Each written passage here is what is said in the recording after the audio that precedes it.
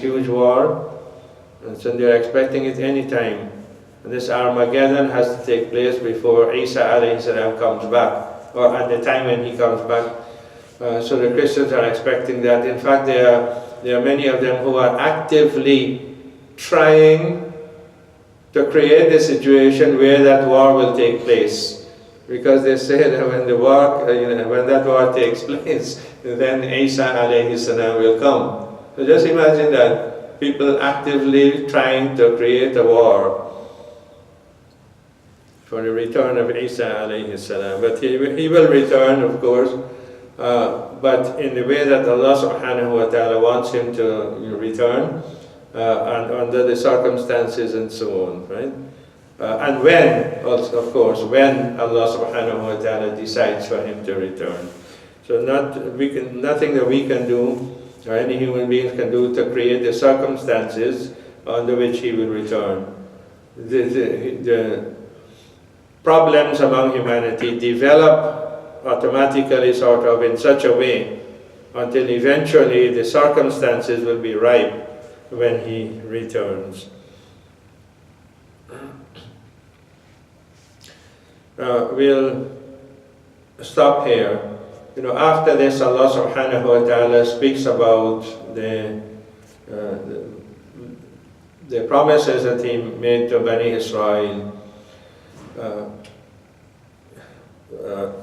وَقَضَيْنَا إِلَى بَنِي إِسْرَائِيلَ لَتُفْسِدُنَّ فِي الْأَرْضِ مَرَّتَيْنِ. We decreed, وَقَضَيْنَا إِلَى فِي الْكِتَابِ. We decreed in the book. In which book? Very likely it is in the Torah itself.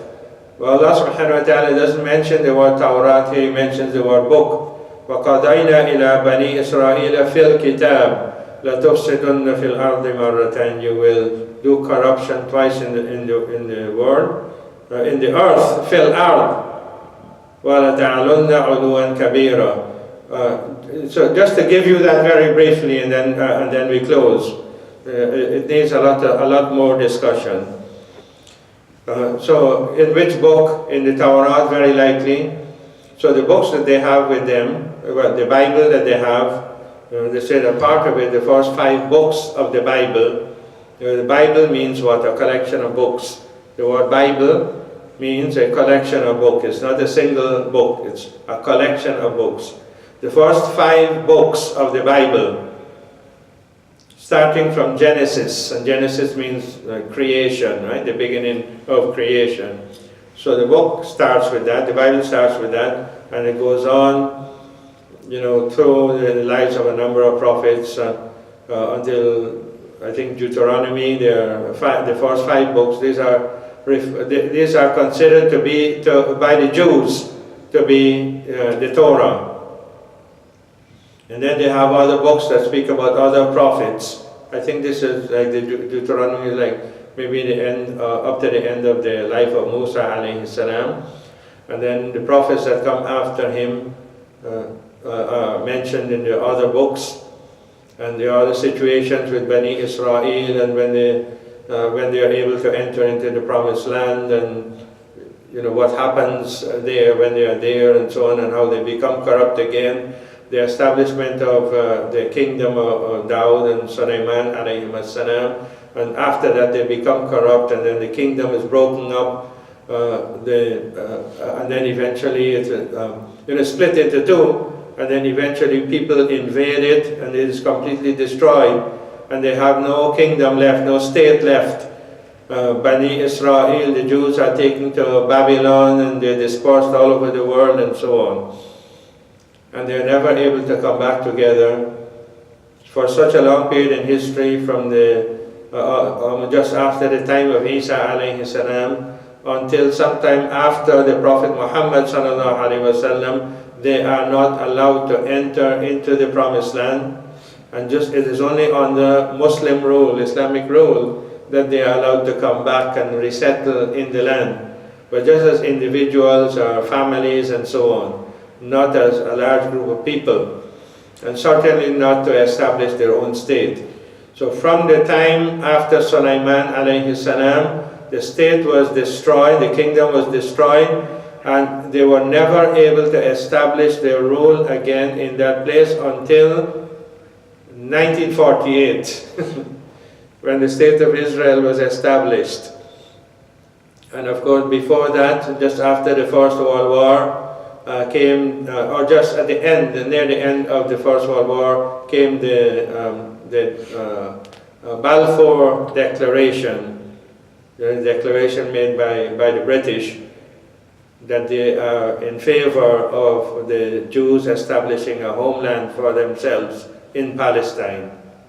And that starts the ball rolling, for them to establish that land until after the Second World War in 1948, the State of Israel is formed and is declared accepted by the UN and so on. So the question, I won't go into this because this needs a lot of discussion. When did the 2 times of corruption happen? Have they happened already?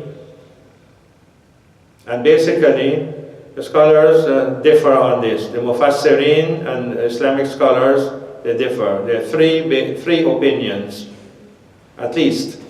There may be more, but the 3 major ones are this. There are some who say that the 2 times of corruption took place before the revelation of these verses. Sometime in the history of Bani Israel, before the Prophet Muhammad sallallahu alaihi wasallam, the 2 times took place. Another set of scholars say 1 time already before the revelation of these verses, that big corruption took place and they were punished. And the second one is still to happen. It has not happened as yet. It is still to happen. And the third position that other scholars have is that neither of the 2 times have taken place or took place before the revelation of these verses, which means to say that both times would occur after the revelation of Surah Al-Isra. So that needs a lot of study, right? It needs a lot of looking back into history, and from the time of the Prophet ﷺ until now, what has been happening.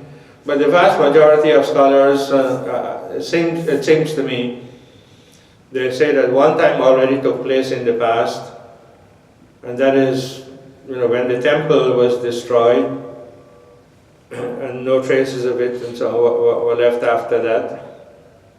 And that was destroyed only because of their corruption. They had become so corrupt.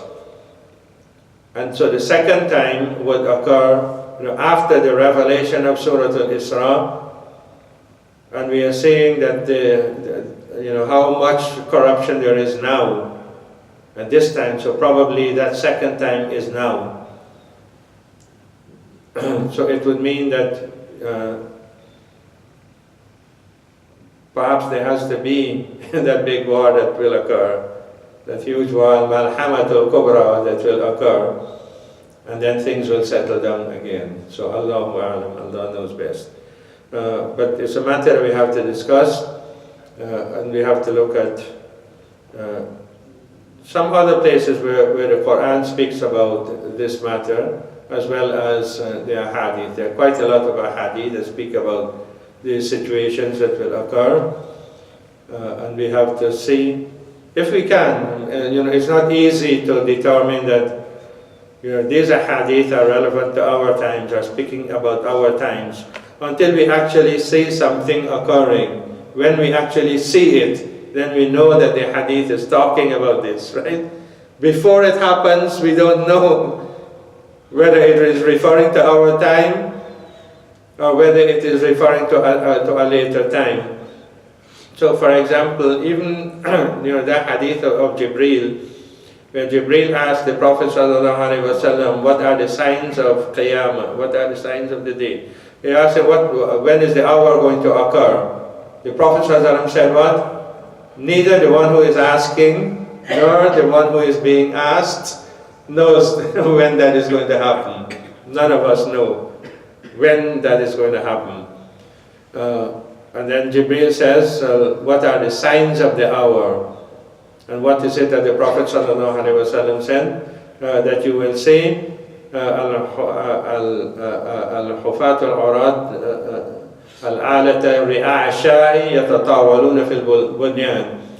The barefooted, naked people who are grazing the animals, the sheep in the desert, those people will be competing in building lofty buildings. So that is one of the signs of the hour. And what's the other sign he mentioned? That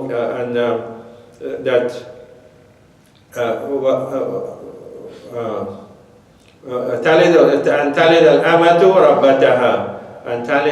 ربتها, that the slave woman is going to give birth to her mistress. And there are so many interpretations of this, and so many people, both of them, many people saying that it refers to this situation, it refers to that situation, it refers to the people in the Middle East who were, just animal, these farmers, just having their sheep and their camels and all of that, right? And suddenly they get all of this oil wealth, and they start to build lofty buildings and so on and so forth, right? It is referring to that, but nobody is sure yet. We're not sure.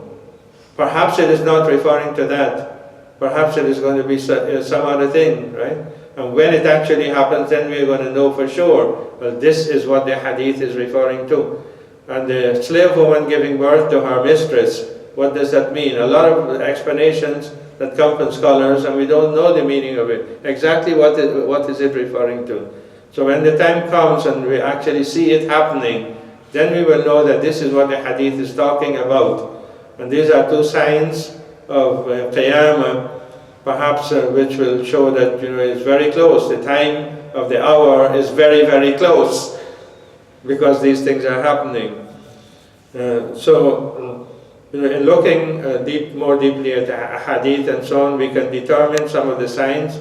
Perhaps we may be able to see that some things are applied to us today. What is happening and the kind of corruption that we see happening in the world.